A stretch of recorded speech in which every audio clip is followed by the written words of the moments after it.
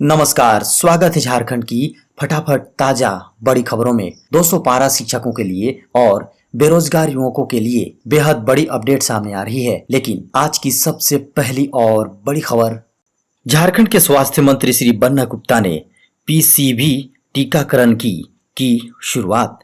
दोस्तों, स्वास्थ्य मंत्री श्री बन्ना गुप्ता ने गुरुवार को झारखंड में पहली बार निमोनिया के बचाव के लिए पीसीवी टीकाकरण अभियान की शुरुआत की। इस अवसर पर कार्यक्रम को संबोधित करते हुए स्वास्थ्य मंत्री श्री बन्ना गुप्ता ने कहा कि राज्य सरकार सीमित संसाधनों में भी बेहतर स्वास्थ्य व्यवस्था का लाभ झारखंड की जनता को देने का प्रयास कर रही है।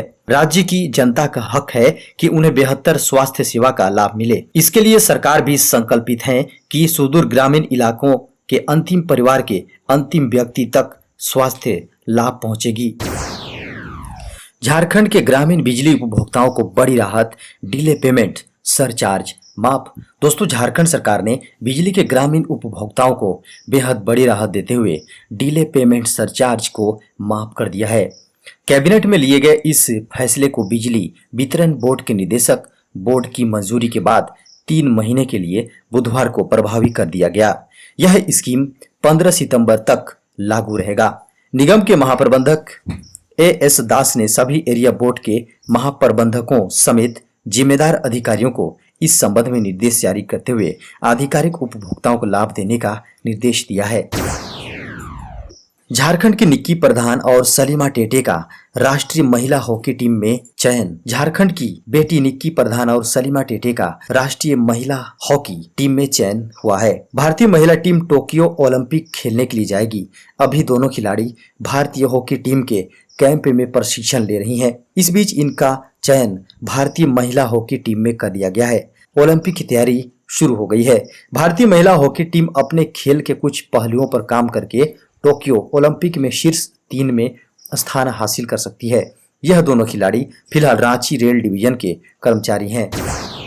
झारखंड के कई जिलों में 18 और 19 जून को बारिश की संभावना। दोस्तों, झारखंड में मानसून पूरी तरह से सक्रिय हो चुका है। मौसम विज्ञान केंद्र के वैज्ञानिकों के अनुसार 18 और 19 जून को झारखंड के कई जिलों में बारिश की संभावना है। 20 जून को मौसम शुष्क और साफ बना रहेगा। इसके साथ ही तापमान में 3 से 5 डिग्री सेल्सियस तक की वृद्धि देखी जा सकती है। मौसम वैज्ञानिक के अनुसार पूरे झारखंड में सामान्य रूप से मानसून सक्रिय है। इसके कारण लगभग हर जिले में बारिश देखने को मिल रही है। साथ ही गंगा के मैदानी भाग, पश्चिमी बंगाल और बांग्लादेश की सीमा पर एक लो प्रेशर का क्षेत्र बना हुआ है। इसका असर भी झारखंड में देखने को मिल रहा है। दोस्तों, खबर सीबीएसई 12वीं बोर्ड की 10वीं 11वीं के नंबरों से तय होगा रिजल्ट।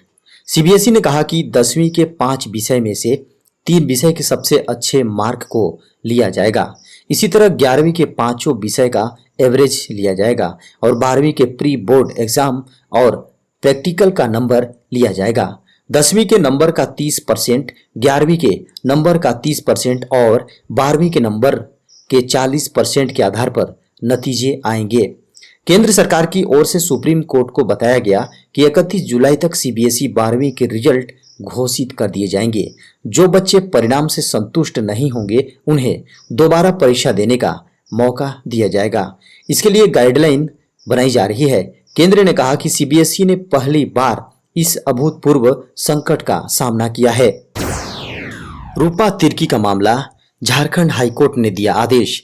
रूपा तिर्की के परिजनों को सुरक्षा मुहैया कराए। दोस्तों, झारखंड हाईकोर्ट ने साहेबगंज दिवंगत थाना प्रभारी रूपा तिर्की के परिजनों को सुरक्षा मुहैया कराने का निर्देश दिया है। हाईकोर्ट के न्यायाधीश न्यायमूर्ति संजय कुमार द्विवेदी ने गुरुवार को रूपा तिर्की के पिता की ओर से दायर क्रिमिनल याचिका पर सुनवाई करते हुए रांची के एसएसपी को दिवंगत रूपा तिर्की के परिजनों को सुरक्षा मुहैया कराने का निर्देश दिया है। सुनवाई के दौरान अदालत ने झारखंड सरकार को 4 सप्ताह में काउंटर एफिडेविट दायर करने का निर्देश देते हुए इस मामले की अगली सुनवाई के लिए 29 जुलाई की तारीख निर्धारित की है। झारखंड में बिना मास्क सफर करने वालों पर होगी कड़ी कार्रवाई। दोस्तों, झारखंड सरकार ने स्वास्थ्य सुरक्षा सप्ताह की अवधि 24 जून की सुबह 6 बजे तक बढ़ा दी है। इस दौरान मॉल, डिपार्टमेंटल स्टोर खोलने की छूट तो मिली है, लेकिन परिवहन सेवा पर सख्ती जारी रहेगी। 24 जून सुबह तक बसों का परिचालन पूरी तरह से बंद रहेगा। परिवहन आयुक्त किरण कुमारी पासी ने बुधवार को आदेश जारी करते हुए सभी बस संचालकों को इस आदेश का पालन करने का निर्देश दिया है। इस दौरान चोरी छिपे बस चलाने वालों के खिलाफ प्राथमिकी दर्ज करने का निर्देश आरटीओ और डीटीओ को दिया गया है। कार, बाइक, टैक्सी, ऑटो व रिक्शा पर बिना मास्क के पकड़े जाने पर कार्रवाई होगी।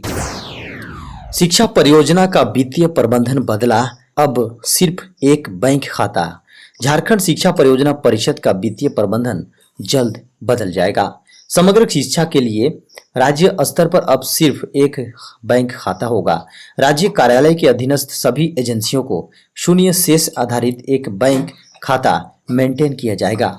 अब से राज्य कार्यालय के द्वारा सभी अधीनस्थ एजेंसियों को आवंटन आधारित राशि की निकासी के लिए प्राधिकार निर्गत किए जाएंगे, जिसके अधीन विभिन्न स्तरों पर एजेंसियां जरूरत के हिसाब से राज्य स्तर पर मेंटेन बैंक खाते के माध्यम से वास्तविक राशि की निकासी कर सकेंगे। इस प्रकार इन एजेंसियों के बैंक खाते में हमेशा शून्य अवशेष ही रहेगा।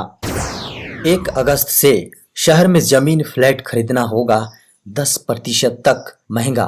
दोस्तों, राजधानी रांची के शहरी क्षेत्र में 1 अगस्त से जमीन और फ्लैट खरीदना 10% तक महंगा होगा। 1 अगस्त से शहरी क्षेत्र में, जी हां, शहरी क्षेत्र के 53 वार्डों में जमीन फ्लैट का नया सरकारी वैल्यूएशन लागू होगा। निबंधन विभाग के निर्देश के बाद रांची जिला प्रशासन जमीन व फ्लैट का सरकारी वैल्यूएशन निकालने में जुट गया है। इसके लिए 1 अगस्त 2020 से अब तक हुई जमीन फ्लैट की रजिस्ट्री का डेटा खंगाला जा रहा है, ताकि नया दर तय किया जा सके। दोस्तों, एक बड़ी खुशखबरी सामने आ रही है। अब एक्सपायर्ड ड्राइविंग लाइसेंस या आरसी के भी चला सकेंगे गाड़ी। दोस्तों, एक्सपायर्ड ड्राइविंग लाइसेंस या आरसी के भी गाड़ी चला सकेंगे। यह नियम के तहत अब 30 सितंबर तक चालान नहीं कटेगा। सड़क परिवहन और राजमार्ग मंत्रालय ने गुरुवार को एक ताजा एडवाइजरी जारी कर सभी राज्य परिवहन विभागों को मोटर चालकों का चालान नहीं करने का निर्देश दिया है। सरकार के इस आदेश के अनुसार एक्सपायर्ड ड्राइविंग लाइसेंस यानी डीएल या वाहन पंजीकरण प्रमाण पत्र आरसी के साथ ड्राइविंग करने वालों को 30 सितंबर तक छूट दी जाएगी। पारा शिक्षकों की मांग पर शिक्षा मंत्री करेंगे समीक्षा बैठक। आज की कैबिनेट की बैठक से बढ़ी उम्मीदें। शिक्षा मंत्री ने कहा है कि पारा शिक्षकों को हमने जो चुनाव के समय वादा किया है वो जरूर पूरा करेंगे। इसी बीच शुक्रवार यानी आज कैबिनेट की भी बैठक होनी है। जगन्नाथ महतो के लौटने के बाद ये पहली कैबिनेट की बैठक होने वाली है।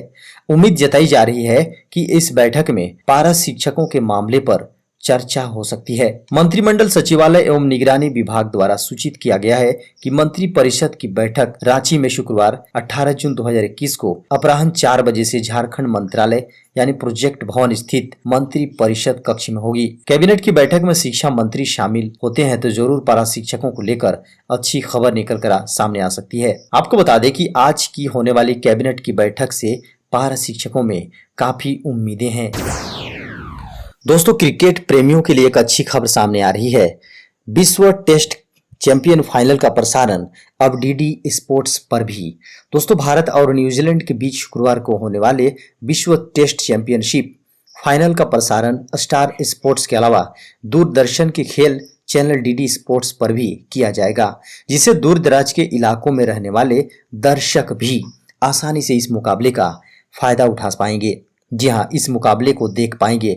WTC फाइनल इंग्लैंड के साउथहैम्पटन में खेला जाना है, जिसमें विराट कोहली, केन विलियमसन की टीमें आमने सामने होंगी।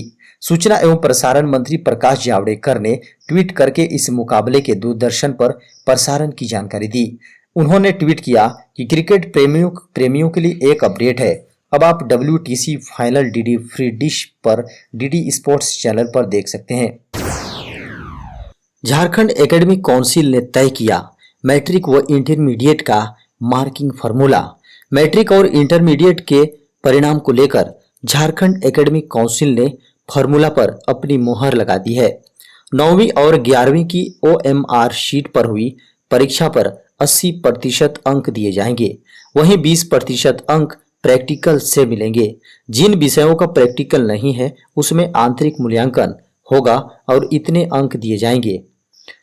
झारखंड एकेडमिक काउंसिल की 5 सदस्यीय कमेटी ने गुरुवार को इसे अप्रूव कर दिया। मैट्रिक और इंटरमीडिएट के रिजल्ट के लिए जैक थ्योरी पेपर के 80% अंक 9वीं और 11वीं के रिजल्ट के आधार पर निकालेगा।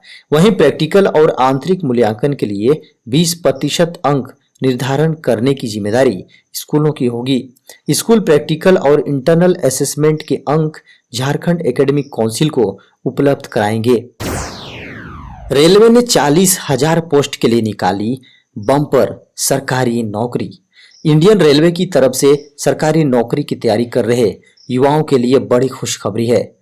रेलवे रिक्रूटमेंट बोर्ड यानी आरआरबी ने ग्रुप डी के 40,000 से अधिक पदों पर भर्तियां निकाली हैं। जल्द ही ट्रैक मेंटेनर के इन पदों के लिए आवेदन की प्रक्रिया शुरू हो जाएगी। यह भर्तियां रेलवे की विभिन्न यूनिटों में निकाली गई हैं। इन पदों पर लिखित परीक्षा के आधार पर चयन होगा। रेलवे रिक्रूटमेंट बोर्ड के अनुसार विभिन्न लोकेशन के कुल 40,721 पदों के लिए भर्तियां की जाएंगी। इसकी ज्यादा जानकारी रेलवे के नोटिफिकेशन से मिलेगी। इन पदों पर आवेदन करने वाले उम्मीदवारों को ऑनलाइन टेस्ट, फिजिकल टेस्ट और मेडिकल टेस्ट से गुजरना होगा। जो लोग इन तीनों में पास होंगे उनका सिलेक्शन कर लिया जाएगा। भर्ती के बारे में ज्यादा जानकारी के लिए आपको रेलवे रिक्रूटमेंट बोर्ड की ऑफिशियल वेबसाइट www.rrbcdg.gov.in पर जाना होगा। कोरोना की तीसरी लहर को लेकर स्वास्थ्य मंत्रालय ने जारी की बच्चों के इलाज की गाइडलाइन। सरकार ने बुधवार को जारी अपने दिशा निर्देशों में कहा है कि कोरोना के वयस्क रोगियों के उपचार में काम आने वाली आइवरमेक्टिन, हाइड्रोक्सीक्लोरोक्विन, वेबिपिराविर जैसी दवाएं और डॉक्सीसाइक्लिन व एजिथ्रोमाइसिन जैसी एंटीबायोटिक औषधियां बच्चों के उपचार के लिए अनुशंसित नहीं है, क्योंकि कोरोना पीड़ित बच्चों पर इनका परीक्षण नहीं किया गया है। महामारी के मामलों में एक अंतराल के बाद फिर वृद्धि होने की आशंकाओं के बीच सरकार ने बच्चों के लिए कोरोना देखरेख केंद्रों के संचालन के वास्ते दिशा निर्देश तैयार किए हैं। केंद्रीय स्वास्थ्य मंत्रालय की ओर से जारी दिशा निर्देशों में कहा गया है कि कोरोना वायरस से गंभीर रूप से संक्रमित बच्चों को चिकित्सा देखभाल उपलब्ध कराने के लिए कोरोना देखरेख प्रतिष्ठानों की मौजूदा क्षमता में वृद्धि की जानी चाहिए।